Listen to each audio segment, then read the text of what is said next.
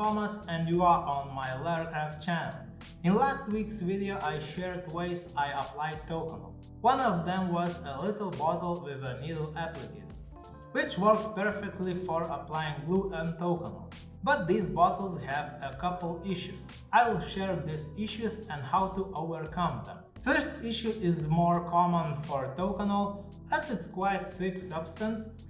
When you have a full bottle of Tokonole, it's not a big issue, but after only half or less of it left in the bottle, it's annoying to shake and wait while Tokonole inside will reach the applicator, and when it does, it catches some air and starts to spatter. Solution for this issue is simple. Just always keep your bottles upside down. Second issue is more common for glue, as glue which stays in the applicator tends to dry and get stuck, and you need always penetrate it with a needle.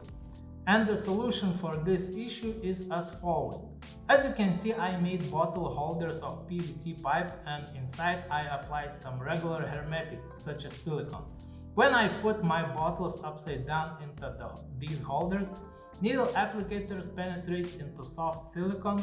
Silicone covers the needle and prevents glue from drying and dripping out. In such a way, my glue and Tokonole is always ready to be applied. Also, it might be an issue to add Tokonole through such a small bottle's neck.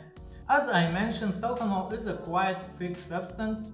I do it with a regular syringe and piece of plastic tube. Glue is thin enough to pour it directly into the bottle neck. Glue I use for my craft is water-based adhesive acoustic 1816B. So that's the short video with tips I wanted to share and save some of your nerve cells when you find a dried applicator, needle, or every time you shake a bottle when you want to apply Tokonole. Check for more on my channel. Thanks for watching and see you next time. Bye!